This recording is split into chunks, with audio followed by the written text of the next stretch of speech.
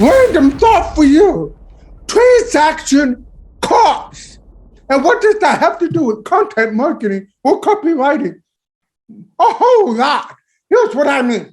So let me ask you something. Out on LinkedIn and other places, people say, give value. Make sure you give a lot of value. You hear that over and over again. Then how come? And this is from my experience, right? Ghostwriting. So many of these things. How come most ebooks never get read even after buying them? Ebooks have a lot of value. They're loaded with content. They're loaded with things that move the needle. But time after time again, people pay for them or give their email address for a free ebook and never read it. They end up lost in your inbox forever and ever, never read. Yet, they have a lot of value. Why is that? Transaction cost. Think about it. When you have an ebook, your subconscious mind says, this is about 6 to 8 hour commitment.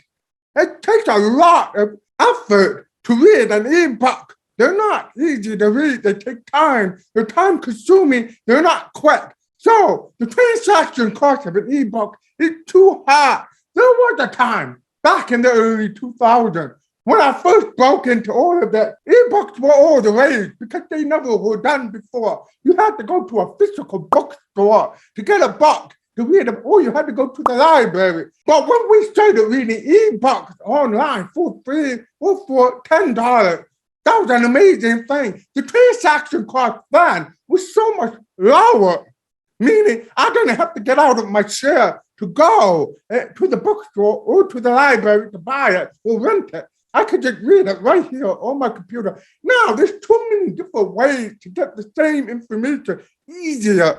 Now, let's tie this back into posting online.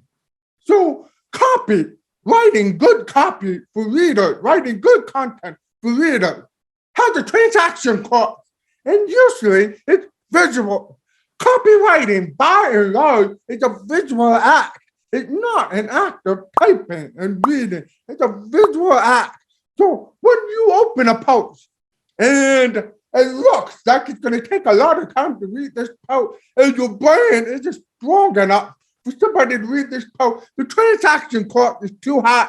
If on the same token, you have another post, you break it up, make it separate everything, but you overuse emojis. The transaction cost is high because emojis are actually done wrong, enormously distracting. Now, going to the content world when we write blogs. When I write blogs, you'll see too many of them try to jam pictures and headings and subheadings. They try to make it really long, make it really feel like they're giving you a lot of value. The transaction cost is too high. Less is more. Easy does it. It doesn't mean you need to write a short blog. It just means you visually have to write a blog that lets the reader know this isn't going to take too much time. Even if you put that time to read 4 minutes, people don't really read that. They can see it with the eyeball, your website, your landing page, your YouTube video, your TikTok video. If it looks like the transaction cost is too high, they won't get read. So think about how you can visually keep readers on the page. Think about how you can visually invite more readers to read it and reduce the transaction cost of reading the content. Whether it's a LinkedIn post, whether it's a YouTube video, whether it's a blog, whether it's a landing page, whether it's your ebook, whatever the case may be.